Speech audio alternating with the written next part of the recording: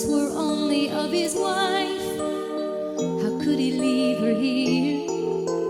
Once she'd been so strong and bright, but the years had robbed her mind. She clung to him like a frightened child. He was leaving her behind. The last thing that he did was to write this simple note, and just before his final breath, he pinned it on her coat. It said, "To whom it may concern,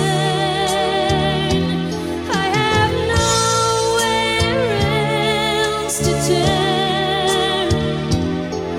Please treat this special lady with the kindness she deserves. Her childlike mind is nature's way of dealing with the years, and I loved her all my life. Now I'm gone, and she must carry on.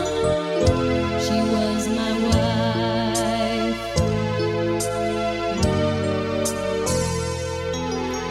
The old man passed on peacefully, leaving careful plans.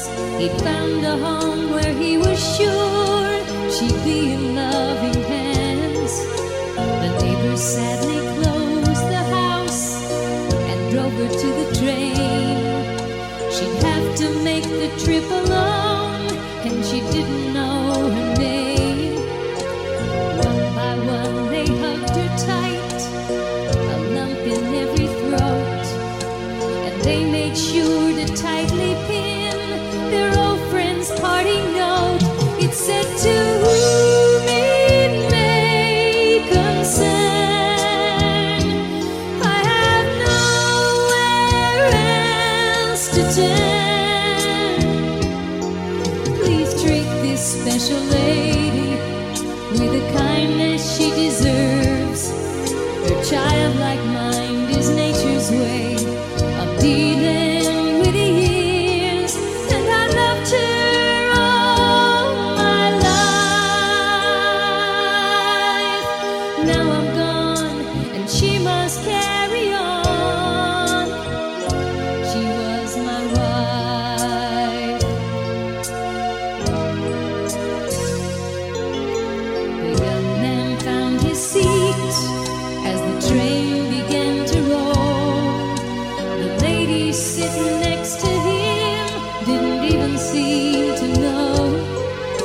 He tried some conversation, but she could only stare. He realized her mind was gone, a prisoner unaware. The night wore on, she fell asleep and dropped her overcoat. He picked it up and he covered her. Then he saw the tattered note. It said, "To whom it may concern, I have nowhere else to turn. Please treat this special lady with the kindness she deserves.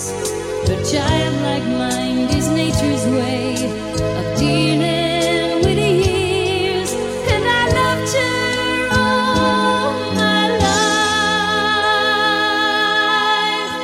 Now I'm gone, and she must carry on.